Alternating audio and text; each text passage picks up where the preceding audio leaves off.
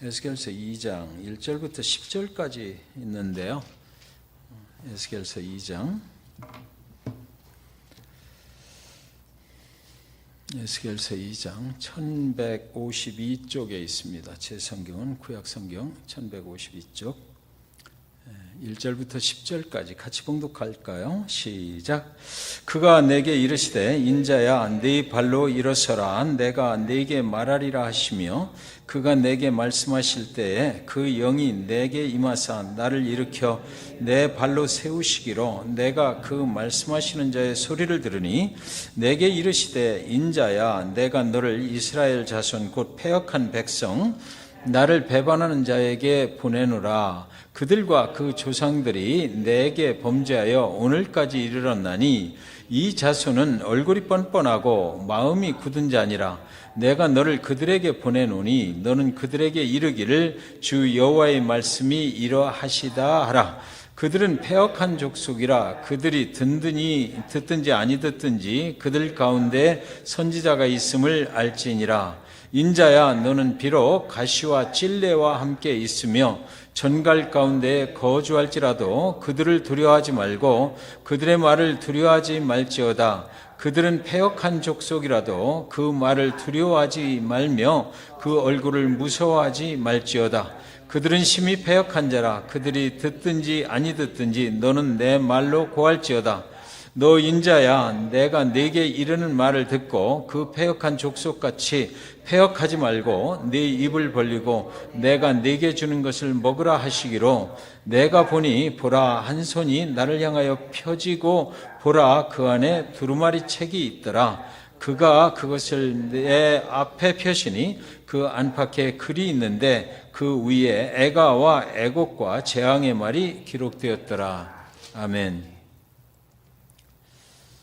내가 네게 주는 것을 먹으라라는 제목의 말씀으로 함께 은혜를 나누도록 하겠습니다.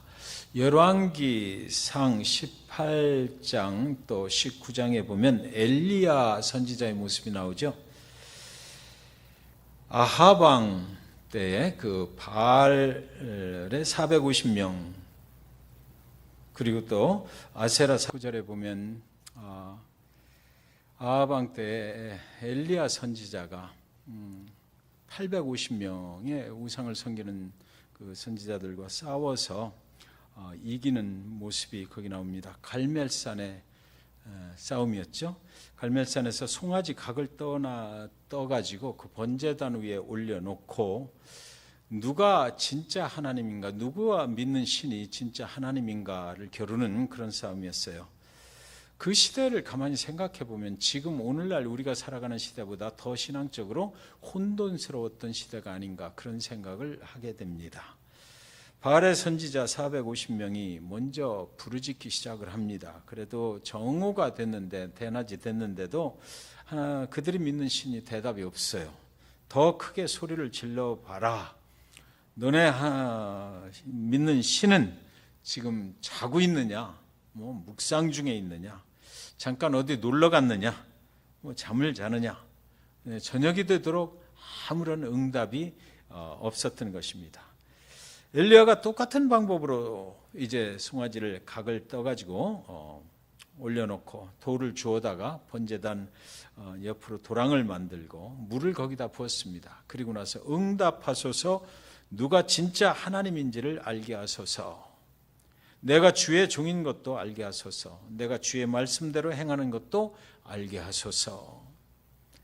이렇게 기도를 하니까 대번에 응답이 온 것입니다. 모든 사람들이 엘리야의 하나님이 그때 진짜 하나님이구나라는 것을 알게 됐던 거예요. 불이 내려서 번제단을 태우고 도랑에 있는 물도 다 말라버렸다. 성경의 기록입니다. 저와 여러분이 믿는 데이토나 한인 침례교회 성도님들이 믿는 하나님이 세상 사람들이 볼 때 진짜 하나님인 것을 알게 되는 그런 교회, 그런 성도님들 다 되시기를 주님의 이름으로 간절히 축원드립니다. 그 시대 엘리야가 가장 힘들고 어려웠던 것이 무엇일까 한번 생각해 봤습니다. 사람들이 하나님과 바알을 함께 섬기려고 했기 때문에 엘리야는 어려웠을 것입니다. 그런 가운데 오직 하나님만이 여호와이신 것을 알려야만 했던 거죠. 너희가 믿는 신이 하나님이 아니다, 참신이 아니다, 하나님만이 참신이 되신다라는 것을 그는 세상에 알려야만 했던 것입니다. 그 시대에 하나님의 종을 또 사람들이 얼마나 무시를 했겠습니까? 우상을 섬기는 사람들이 하나님의 그 엘리야를 이렇게 사람 취급을 했겠어요? 그렇지 않겠죠. 엘리야가 하나님의 종인 것을 사람들은 인정하려 하지도 않았을 것입니다. 엘리야가 하나님의 말씀대로 행해도 사람들은 그를 하나님의 사람으로 받아들여 주지 않았을 것입니다. 그러니 지금 그런 엄청난 하나님의 역사를 목격을 했지만 다른 모든 사람들이 그것을 보고 인정을 하는데도 불구하고 그 시대에 가장 권력을 쥐었던 아합의 아내 이세벨이 오히려 엘리야를 죽여버리겠다고 협박을 하며 나선 것 아닙니까? 그 당시에 엘리야 선지자는 그렇게 보잘것없었던 것이에요. 엘리야는 얼마나 두렵고 떨렸던지 광야로 가서 몸을 숨기고 하나님 차라리 나를 죽여주십시오 라고 그렇게 하나님께 기도했습니다. 이렇게 사는 것보다는 죽는 것이 더 낫겠습니다. 자기 자신이 이렇게 우상을 섬기는 자들로부터 피해 다녀야 된다면 차라리 하나님이 나를 죽여주시면 그게 더 낫겠습니다. 그게 더 하나님께 영광이 되지 않겠습니까? 내가 이런 세상에서 어떻게 하나님의 일을 감당을 할 수가 있겠습니까? 그는 너무나 두렵고 떨렸던 것입니다. 그때에 하나님이 천사를 보내서 하시는 말씀이 뭡니까? 일어나 먹으라. 그러지 말고 일어나 좀 먹으라. 하나님이 찾아오셔서 엘리야에게 물과 떡을 주시는 것입니다. 먹고 그래도 다시 누워버렸어요. 또 난 도저히 안 되겠습니다. 다시 그를 깨우십니다. 일어나 먹으라 또 말씀하셔요. 그리고는 이제 새로운 사명을 주시는 거죠. 그래서 새로운 길을 가게 이렇게 인도해 주셨습니다. 하나님의 새로운 길을 갈 수 있도록 인도해 주실 때 맨 먼저 하셨던 말씀은 일어나 먹으라, 힘을 내야 갈 거 아니냐, 이런 것이었어요. 당시 아합 왕은 북이스라엘 역사에서 가장 악한 왕으로 손꼽히는 왕이었죠. 아세라 신전을 지은 왕이었습니다. 그러니 그 시절에 하나님의 선지자로 예언자로 부르심을 받았던 엘리야가 얼마나 어려웠겠는가 가히 짐작할 수가 있는 것이죠. 그러나 하나님은 그를 도우시고 일어나 먹으라 힘을 주셔서 새로운 사명의 길로 그를 인도해 주셨던 것입니다. 저와 여러분이 이 혼탁한 세상 가운데서 하나님의 일을 감당해 나갈 때에 얼마나 힘들고 지치고 피곤합니까? 차라리 내가 죽는 것이 낫겠다. 엘리야의 고백이 어쩌면 우리의 고백일 수도 있는 것입니다. 그런데 그때에 오늘 말씀 엘리야에게 주셨던 말씀, 하나님의 천사들이 와서 일어나 먹으라, 먹고 이제 힘을 내라. 그래서 새로운 하나님이 열어주시는 그 사명의 길로 가야 된다라고 그렇게 말씀하신 것 꼭 기억했으면 좋겠습니다. 에스겔이 오늘 본문 말씀에서 부르심을 받은 시대에도 소망이 없는 암흑 같은 시대였습니다. 포로로 잡혀간 유다 백성들 속에서 그들은 왜 포로로 잡혀왔는지 회개하기보다는 이제 곧 하나님은 우리를 예루살렘으로 돌아가게 하실 거야 라는 그런 막연한 기대만 하고 있던 그 시대에 제사장의 아들로 태어나 이제 갓 나이가 30이 되었던 이 포로 중에서 그 포로들 중에서 제사장의 역할을 이제 감당을 해야 된다는 것, 이것이 얼마나 어려운 일이겠습니까? 사람들이 정말로 내가 잘못했구나, 그래서 우리가 회개하고 하나님 앞에 다시 한번 돌아가자라고 할 때 같으면 선지자의 일 할 만하죠. 그런데 그게 아니고 사람들이 다 우리가 아무리 포로로 잡혀왔어도 하나님이 우리를 그냥 두시겠어요? 괜찮을 거야. 이렇게 막연한 기대감 속에서 회개할 생각은 하지 않고 있을 때 그때에 부르심을 받은 선지자, 참 어려웠을 것입니다. 에스겔의 그 이름의 뜻이 무엇입니까? 하나님의 영광이 내게 임하였다라는 뜻입니다. 하나님의 영광이 그에게 임한 것으로 그는 사실 그 시대에 고생복을 타고난 그런 사람으로 일을 하게 됐다는 것이에요. 하나님의 영광이 우리에게 임할 때, 또는 우리가 그렇게 또 에스겔처럼 하나님의 부르심을 받을 때, 장로교회 같으면 장로가 되고, 또 목사들은 목사가 되고, 안수집사, 집사요, 교사요, 여러 가지 직분으로 우리가 하나님의 부르심을 받는다라는 것은, 그것은 고생의 시작이다라는 것입니다. 에스겔을 부르실 때 하나님은 환상을 보여주시지만, 여러분 사실은요, 환상의 의미가 중요한 것이 아니에요. 하나님이 환상을 보여주실 때 우리가 그 환상을 통해서 알 수도 있고 모를 수도 있는 것 아닙니까? 어떤 사람에게는 아무리 보여줘도 그 사람은 영적 감각이 없으면 모르는 거예요. 분명한 것은 그런 환상을 통하여서 하나님은 우리를 찾아오신다는 거죠. 하나님은 그런 환상을 통해서 우리에게 역사하시고 우리를 부르신다는 것입니다. 그런 환상을 통해서 하나님이 나를 부르고 계심을 확신하는 사람들이 있다라는 거죠. 에스겔처럼 말입니다. 인간이 할 수 없는 특별한 방법으로 하나님은 인간을 부르시고 일하시게 하신다는 것을 알게 하시는 방법, 그것의 한 가지가 환상이라는 것입니다. 여러분 중에도 아마 하나님의 부르심을 받을 때 환상 가운데 그런 부르심을 받으신 분들이 계실 거라고 저는 믿습니다. 우리는 그것이 하나님이 나를 부르시는 그런 모습이구나, 그런 환상이구나, 꿈이구나, 그것을 하나님의 뜻으로 받아들이는 사람이 있고 그렇지 못한 경우도 있는 거죠. 이제 나이가 30이 되면 아버지의 뒤를 이어서 제사장으로서 일을 해야 할 터인데, 그때 당시에 그 율법에 30이 되어야만 제사장으로서 일을 할 수가 있게 된 거예요. 그러니까 하나님이 가만히 보고 계시다가 그때까지 나이 30이 딱 되니까 그때 이제 부르신 것입니다. 포로가 된 백성들 가운데 제사장의 아들로서 제사장의 임무를 이제 수행하기가 참으로 참담한 심정이었을 것이다. 우리는 가히 짐작할 수가 있게 되는 것입니다.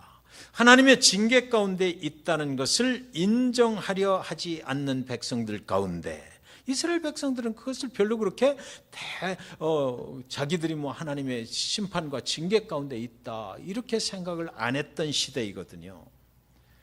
포로로 잡혀가 있음에도 불구하고 막연한 소망 가운데 하나님이 우리를 또 구원해 주시겠지 이런 생각만 하고 있을 때에 제사장으로서 부르심을 받았던 것이에요.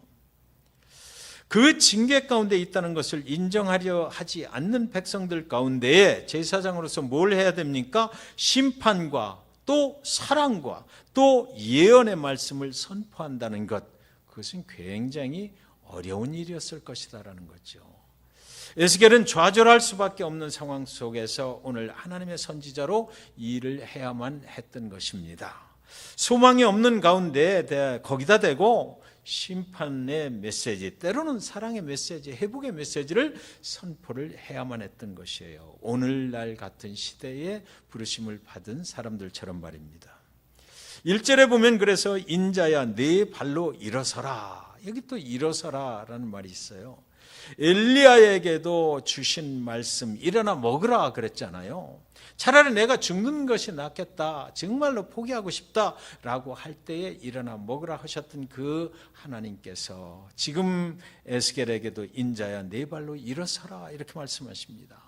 사도행전 26장 16절에 보면 아그리빠 왕 앞에서 사도 바울이 자신을 변호를 하는데 다메섹에서 부활하신 주님의 음성이 들리는데 그때 뭐라고 했다라고 그러냐면 예수께서 일어나 서라라고 했다라고 그는 변증을 합니다. 아그리빠 왕 앞에서 자기의 간증을 할 때 그 자기가 과거에 그런 일이 있었다라고 그렇게 얘기를 할 때 예수께서 일어나 서라라고 했다라고 그랬어요.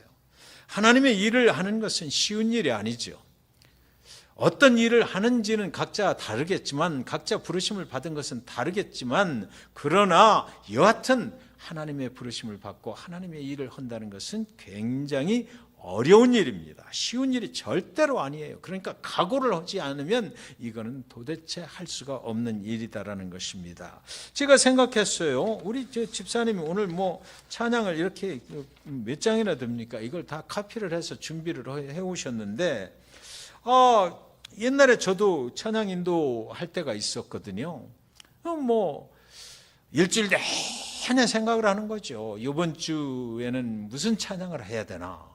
그래서 도대체 우리 교회에 맞는 찬양은 또 무엇이고, 우리 성도님들한테 하나님을 만나게 할 수 있는 그런 찬양은 무엇이 있나, 가사는 또 어떻게 가야 되나, 코드는 어떻게 가야 되나, 피아노 반주자는 또 이게 어떻게 소화가 될 건가, 연습, 우리 같으면 또 지금 상황이 그러니까 연습도 못하고 또 해야 되는데, 여러 가지 걱정, 그런 게 되는 거예요. 네. 그러면서 이걸 준비를 해오시는 거죠. 우리는 그냥 한 20분 동안 그냥 하라는 대로 부르면 그만이다라고 생각하실지 몰라도, 준비하는 사람은 그렇지 않다고요. 이게 굉장히 힘든 일이거든요. 선곡하는 일 자체가 힘든 거예요. 네. 하나님의 부르심을 받아서 하나님의 일을 한다라는 것은 그렇게 쉬운 일이 아니다라는 것입니다. 아마 유한 형제가 오늘 일했어요? 예, 이 일을 하면서 하루 종일 이거 이 일이 조금 늦게 끝나면 어떡하나, 이거 교회 예배 시간에 맞춰 가야 될 텐데 아마 생각했을 거예요. 보나마나 뻔하죠. 하나님의 부르심을 받은 자리를 지킨다는 것은 쉬운 일이 절대로 아닙니다. 내가 하나님 아버지 앞에 간절하게 내가 그 하나님의 일을 해야 될 텐데라는 그런 각오와 결단이 없이는, 그리고 또 은혜가 뒷받침되지 않고는 이건 결코 할 수 없는 그런 일인 것이죠. 제가 알던 어떤 그 찬양 있는 거죠. 하나님이 나에게 주시는 그 일을 하다가 그 일을 부탁하신, 그 일을 하라고 부르신 하나님이 나를 변화시키려고 부르신 거거든요. 내가 잘해서 부르신 게 절대로 아니고, 그 일을 하다가 나를 변화시켜서 정말 하나님이 원하시는 그런 축복된 삶으로 가게 만들려고 부르셨단 말이에요. 목사를 왜 부르셨어요? 목회 일을 하다가 너무 힘들고 어려워서 징징 울고 하나님 아니면 안 되겠습니다라고 무릎 꿇고 빌 때까지 놔두는 거죠. 그래서 하나님만 의지하게 만들고, 그것이 결국은 가장 축복된 일이다라는 것을 깨닫게 만들려고 목사로 부르시는 거예요. 네. 우리 모두가 그런 거잖아요. 그것이 무슨 잘해서 부른다, 천만의 말씀. 모르겠어요, 다른 사람들은 어떤지. 저는 그렇더라고요. 그 일을 하면서 엄청나게 깨지고 부서지고, 기도 안 하고는 할 수 없구나라는 것을, 하나님이 하시지 않으면 아무것도 나는 할 수 없는 사람이구나라는 것을 처절하게 깨닫게 만드는 것이 하나님이 부르시는 사람들, 하나님이 부르시는 목적이란 말입니다. 그래서 피곤하고 지치고 힘들 때 뭐라 그래요? 일어나 먹으라. 그때 하나님의 음성이 들리는 거예요. 도저히 못하겠습니다. 그럴 때 하나님의 음성이 들리는 겁니다. 하나님의 일을 하는 것은 그래서 쉬운 일이 아니죠. 하나님이 일으켜 세워주셔야만 할 수 있는 것, 그것이 바로 하나님의 부르심이라는 것입니다. 자신의 힘으로 할 수 없는 것이 하나님의 일이에요. 하나님이 손잡아 주시지 아니하면 다시 일어날 수 없다라는 생각을 갖게 하는 것, 그것이 바로 하나님의 부르심을 받은 일인 것입니다. 에스겔이 처한 막막한 상황 속에서 하나님은 에스겔에게 사람의 아들 인자야라고 부르셔요. 연약한 존재야라는 말이죠. 사람이 무슨 힘이 있습니까? 연약한 존재야. 내 발로 일어서라. 그에게 일어설 힘이 없잖아요. 그러나 그 말씀 속에는 내가 일으켜 줄게, 일어서라 라는 그 의미가 담겨 있는 것입니다. 2절에 보시면 그가 내게 말씀하실 때 그 영이 내게 임하사 나를 일으켜 내 발로 세우시기로 그랬습니다. 내가 그 말씀하시는 자의 소리를 들으니 일어나 서라 할 때 내가 선 것이 아니라, 여기 성경 본문 말씀을 가만히 보십시오. 그가 내게 말씀하실 때 그 영이 내게 임하사 그랬거든요. 내가 그냥 일어선 게 아니에요. 그 말 듣고 일어선 게 아니라 하나님의 영이 내 안에 들어와서 나를 일으켜 세워주셨다라는 것입니다. 구체적으로 실제적으로 내가 일어났잖아요. 사실 겉으로 보기에는 그래요. 그러나 우리의 믿음의 고백은 이런 때 무슨 생각이 드냐면, 나는 할 수 없다라는 거잖아요. 지금 나는 피곤하고 지치고 아주 소망이 없는 가운데 내가 그 일을 어떻게 하겠습니까? 그런데도 내가 일어난다 이거죠. 왜? 하나님의 영이 나를 일으켜 세워주시니까 일어나는 거예요. 하나님께 영광이 그래서 돌아가는 거죠. 그래서 하나님께 영광이 돌려가는 거예요. 나는 할 수 없으나 하나님께서 나와 함께 하시고 나를 이렇게 세워주셨다. 하나님 감사합니다. 그래서 그가 하나님을 믿고 일어선 것 아닙니까? 그의 고백은 그가 나를 일으켜 세우셨더라 그러는 거죠. 에스겔은 듣고 믿고 행동했습니다. 들었어요. 그리고 믿었어요. 그 다음에 또 행동으로 일어섰습니다. 그러므로 믿음은 일어설 수 없는 사람도 일어서게 만드는 힘이 있어요. 그게 믿음입니다. 우리가 믿음이 있다고 그러면 그 믿음 가지고 우리는 하나님 앞으로 자꾸만 나가고 하나님의 뜻대로 살아가는 거죠. 지치고 피곤하고 뭐 얼마나 그렇습니까? 너무 바쁘고 사실 그래요. 그러나 그럼에도 불구하고 우리가 믿음이 있다. 나는 믿음의 사람이다 하는 의미는 뭐예요? 나는 하나님을 믿는 그 믿음으로 하나님이 나를 일으켜 세워주실 것도 믿는다. 그래서 하나님이 말씀하시면 나는 그 음성을 듣고 믿고 행한다라는 거예요. 믿음은 능력이 있다고요. 그래서 믿음은 또 사단 마귀를 이기게 만드는 그런 능력도 있어요. 여러분, 우리가 듣는 데까지는 정보를 받는 거죠, 그냥. 네. 듣는 데까지는 하나님의 말씀을 들어요. 그랬을 때 하나님의 음성을 들어요. 그거는 정보를 그냥 듣는 거예요. 오늘도 여러분은 저와 여러분이 에스겔서 2장의 말씀을 듣고 있잖아요. 정보를 얻는 겁니다. 에스겔은 누구고 그 시대의 상황은 어땠는지 정보를 듣는 거예요. 인포메이션을 갖는 거죠. 그런데 인포메이션을 듣는 것으로 그냥 끝나면 믿음하고는 아무 상관이 없다고요. 이것을 듣고 트랜스포메이션, 변화를 만들어내야 되는 거예요. 그래서 거기서 믿음이 들어가는 거죠. 듣고 믿고 행동으로 변화되는 거. 그게 정말 믿음인 거예요. 거기까지. 그래서 변화가 일어나는 거, 거기까지가 믿음인 거죠. 예수를 믿는다라는 것은 무슨 이야기일까요? 우리가 나도 예수 믿어. 예수 믿지? 이야기해요. 예수에 대한 정보를 많이 가지고 있다라는 이야기일까요? 우리가 예수를 믿는다. 예수가 언제 어떤 시대에 이 땅에 오셨고 하나님의 아들이고 그걸 믿는 거 그걸까요? 예수를 믿는다라는 것이 그 정보만을 믿는 거 그럴 수 있어요. 그것도 믿음이라고 볼 수는 있겠죠. 그러나 거기서 끝나면 예수 믿는 거 아무 능력이 내 삶에 나타나지 않는다라는 것입니다. 그거 정보만 가지고 있으면요, 저것이 성경적이냐 아니냐 수없이 많은 논란만 일으키는 거죠. 저게 맞는 거야. 예수가 정말 그런 거야. 나하고는 전혀 관계없는 제3자에 대한 정보만 잔뜩 가지고 있는 거예요. 정보를 믿음으로 착각하고 살아가는 성도님들이 요즘 가운데 얼마나 많은지 몰라요. 정보만 듣고 그냥 세상에 그 유튜브만 봐도요, 얼마나 많은 정보가 있습니까? 한 성경 본문을 가지고도 이 사람 저 사람 다 제 말이 맞다고 그냥 해석을 풀어내고 우리 성도님들도 다들 그러시더라고요. 어떤 목사님이 좋고 어떤 목사님이 좋고 유명한 목사님들 성함은 다 알고 계시고. 제가 목회할 때 어떤 분은 예배 시간 되면은 제 설교가 싫다고 이렇게 하고서 리모트 원격으로 이렇게 줄 없는 그거 끼고 다른 교회 성도님 목사님 설교 듣고 그랬어요.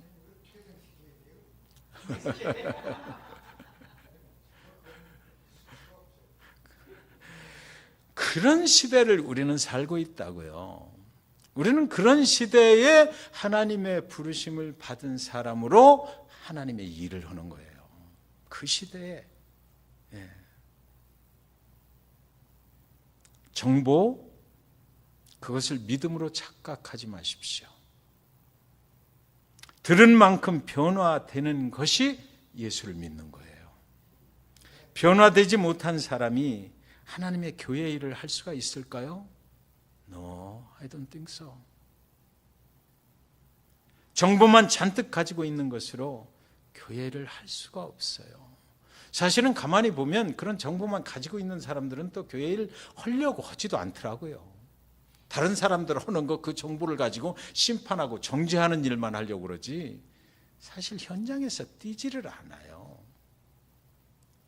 그리고 3절 4절에 보시면 3절 4절 한번 다시 제가 읽겠습니다. 내게 이르시되 인자야 내가 너를 누구한테 이스라엘 자손, 이 에스겔이 이스라엘 사람이잖아요. 근데 누구한테 보내요? 내가 너를 이스라엘 자손 곧 패역한 백성 나를 배반하는 자에게 보내노라. 그들과 그 조상들이 내게 범죄하여 오늘까지 이르렀나니 이 자손은 얼굴이 뻔뻔하고 마음이 굳은 자니라. 내가 너를 그들에게 보내노니 너는 그들에게 이르기를 주 여호와의 말씀이 이러하시다 하라. 이스라엘 선지자를 이스라엘 백성들에게 보내는데 그때 포로로 잡혀가 있을 때, 바벨론의 포로로 잡혀가 있을 때 이스라엘 자손들한테 보낸 거예요. 그러면 그 우상을 섬기는 바벨론 사람들한테 보낸 게 아니라 내 민족, 하나님을 믿는다고 하는 이스라엘 백성들한테 에스겔을 보내시는 하나님의 모습을 여기서는 볼 수가 있는 것입니다. 이 뻔뻔한 패역한 배반한 사람들이 누구냐? 바벨론의 우상을 섬기는 사람들입니까? 아니죠. 하나님을 섬기는 이스라엘 백성들인 것입니다. 에스겔이 그들에게 가고 싶었겠습니까? 같이 포로로 잡혀와서 막 지금 고생하고 이러고 있는데 거기다 대고 또 하나님의 말씀은 이렇다 막 때로는 뭐 심판의 말씀을 막 선포를 해야 되는데 그거 하고 싶었겠어요? 그들은 말할 것입니다. 그들은 뭐 다 그렇잖아요. 아까 서두에 말씀드렸지만 하나님이 우리를 언젠가는 돌아가게 하실 거야. 괜찮아. 우리는 하나님 잘 믿었잖아. 이러고 있을 때니까 나는 11조 잘 드렸습니다. 나는 예배 잘 드렸습니다. 나는 기도도 잘합니다. 나는 찬양도 잘해요.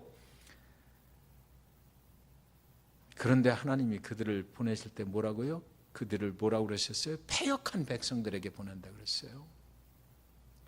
왜 그런데도 그들이 뻔뻔한 백성들이 되었을까요? 패역한 백성들이 되었을까요? 야고보서 1장 22절에 보시면 너희는 말씀을 행하는 자가 되고 듣기만 하여 자신을 속이는 자가 되지 말라 그랬습니다. 히브리서 4장 12절에도 보면 하나님의 말씀은 살아있고 활력이 있어 좌우에 날선 어떤 검보다도 예리하여 혼과 영과 및 관절과 골수를 찔러 쪼개기까지 하며 또 마음의 생각과 뜻을 판단하나니 그랬어요. 듣기만 하는 정보를 가지고 믿음으로 착각하는 사람이 저지르는 실수가 무엇인가요? 하나님의 말씀으로 자신의 혼과 영과 관절과 골수를 찔러 쪼개는 것이 아니라 다른 사람들의 혼과 영과 관절과 골수를 찔러 쪼개려고 시도를 하는 것입니다. 정보만 가지고 있으면 그래요. 왜 패역한 백성이 됩니까? 하나님의 말씀을 가지고 자기는 재지 아니하고 다른 사람만 찔르려고 하기 때문이에요. 6절에 보시면 인자야 너는 비록 가시와 찔레와 함께 있으며 전갈 가운데 거주할지라도 그들을 두려워하지 말고 그들의 말을 두려워하지 말지어다. 그들은 패역한 족속이라도 그 말을 두려워하지 말며 그 얼굴을 무서워하지 말지어다. 하지 말지어다. 와, 그 전갈 가운데 거주할지라도 그들을 무서워하지 말려. 같은 동족인데 같이 포로로 잡혀와서 지금 다 죽을 지경인데 하나님께서 그 사람들을 그렇게 얘기를 해버리는 거예요. 가시와 찔레와 함께 있으며 전갈 가운데 네가 있다라는 거죠. 가시와 찔레와 전갈은 무엇입니까? 광야 가운데 가장 무서운 것이잖아요. 생명을 위협하는 것들이에요. 에스겔의 마음이 얼마나 두려웠으면 하나님이 이렇게까지 위로하시려 했을까라는 생각이 드는 그런 말씀입니다. 패역한 백성들 앞에 하나님의 일을 하는 것은 정말 두려운 일이죠. 이제 하나님이 두려워 말고 이렇게 하라라고 권면의 말씀을 해주셔요. 7절에 보시면 그들은 심히 패역한 자라 그들이 듣든지 아니 듣든지 너는 내 말로 고할지어다. 듣든지 아니 듣든지 you don't care. 내가 하라는 대로만 해라라는 것입니다. 그들이 듣든지 아니 듣든지 너는 하나님의 말씀만 전하라라는 것이에요.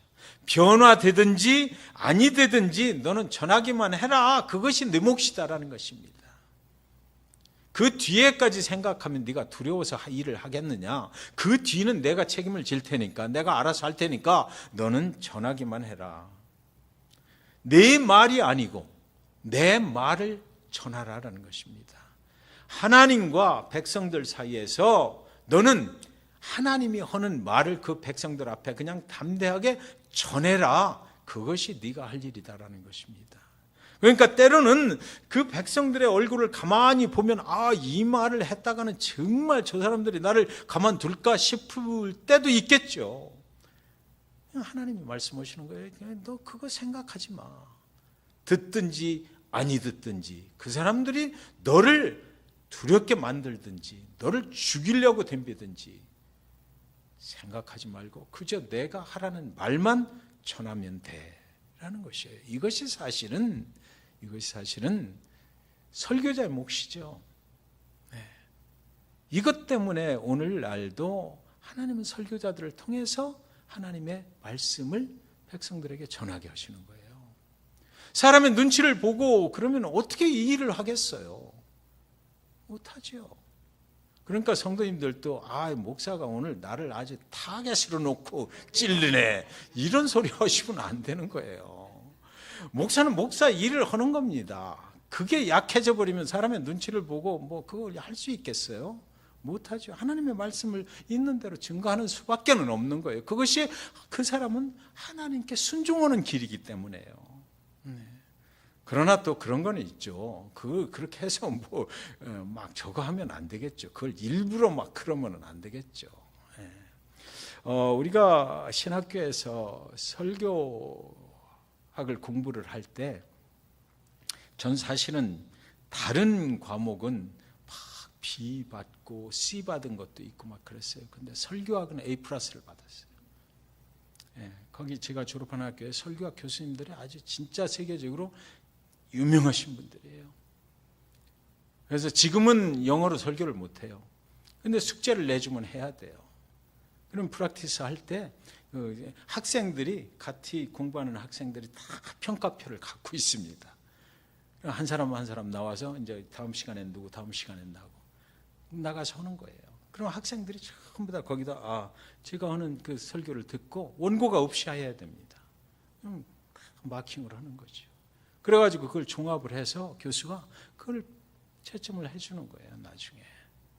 근데 그때 생각하면 저도 어떻게 그렇게 했나 모를 정도로 참 그런 시절이 있었어요. 학생들도 공부를 하면서 아멘을 해요, 설교가 좋으면. 학생들끼리도. 그래서 참으로 설교자는 하나님의 말씀을 정말 어떻게 해석을 하고 어떻게 그 문화적인 뒷배경, 그 시대 상황 이런 것 속에서 이 말씀이 어떻게 해석된다라는 것을 분명히 알아야 되고 또 딜리버리를 어떻게 할 것이냐.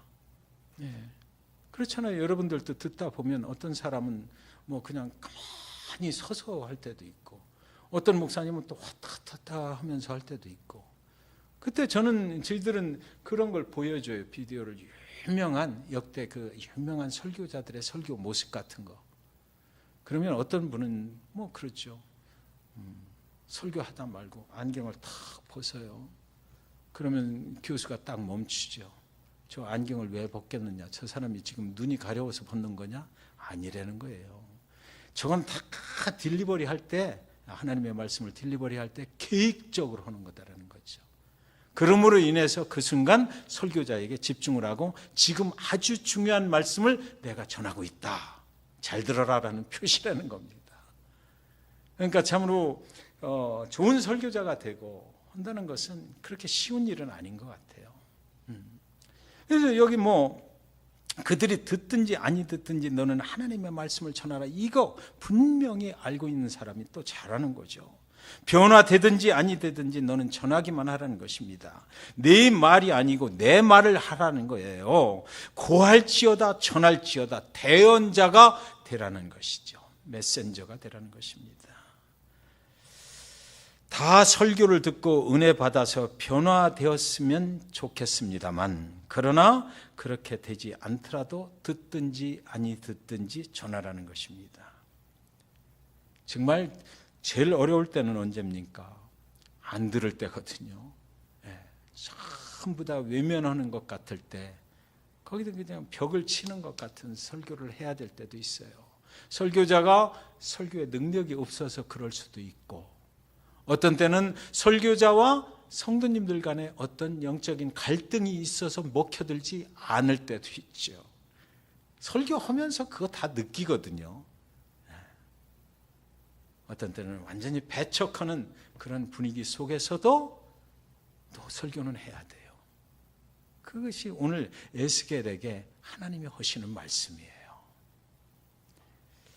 8절에 보면 너 인자야 내가 네게 이르는 말을 듣고 그 패역한 족속같이 패역하지 말고 네 입을 벌리고 내가 네게 주는 것을 먹으라 하시기로, 네가 먼저 말씀을 먹고 네가 먼저 변화하라. 이게 굉장히 중요하죠. 지금 패역한 족속의 특징은 뭡니까? 말씀은 듣지만 말씀을 자기 것으로 소화시키려 하지 않는 것이 바로 패역한 족속의 특징입니다. 그래서 여기 내가 네게 이르는 말을 듣고 그 패역한 족속같이 너는 패역하지 말고 네 입을 벌리고 그랬어요. 네 입을 벌리고 내가 네게 주는 것을 먹으라. 먼저 네가 먹으라는 것입니다. 그 말씀을 네 것으로 완전히 네가 먼저 소화를 시켜야 된다라는 것이에요. 전하는 사람이 먼저 해야 할 일은 무엇입니까? 먼저 듣고 내가 먼저 변화받고, 그리고 나서 전하라. 그리고 나서 듣든지 아니 듣든지 그리고 나서 전하라. 네가 변하지 않고 네가 그 말씀에 은혜가 없는데 어떻게 네가 전하면 그 사람들이 변화가 있느냐라는 거죠. 전하는 사람이 먼저 해야 된다라는 것입니다. 9절에 보면 내가 보니 보라 한 손이 나를 향하여 펴지고 보라 그 안에 두루마리 책이 있더라. 성경 말씀을 보여주시는 것이잖아요.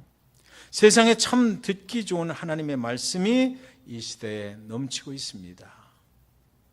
그러나 정보가 믿음이 아니에요. 그 정보를 진실하게 하나님의 말씀으로 받아 먹어서 내 것으로 만드는 것이 바로 믿음이라는 것입니다. 변화가 없는 믿음은 진실한 믿음이 아니잖아요. 그거는 우리도 다 잘 알고 있잖아요. 일어나 가라 했을 때 정보만 가지고 있는 사람은 자신의 힘으로 일어났다라고 할 거예요. 네.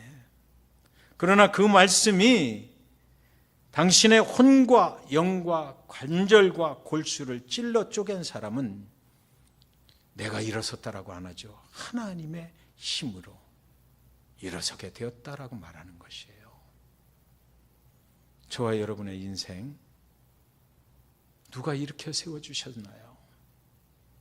저와 여러분을 예수를 만나게 하시고 저와 여러분에게 하나님의 일을 할 수 있도록 또 세워주신 분이 과연 누구냐 말입니다. 저와 여러분이 한 것이에요? 그렇지 않죠. 우리는 그렇게 해서 하나님의 영광을 드러내는 사람으로 부르심을 받은 것입니다. 사랑하는 여러분의 인생이 하나님의 말씀을 듣고 그리고 또 먹고 소화시켜서 나를 일으켜 세우신 분이 하나님이셨음을 고백하며 하나님께 영광 돌리시는 그런 귀한 삶을 사시기를 주님의 이름으로 간절히 축원드리는 것입니다.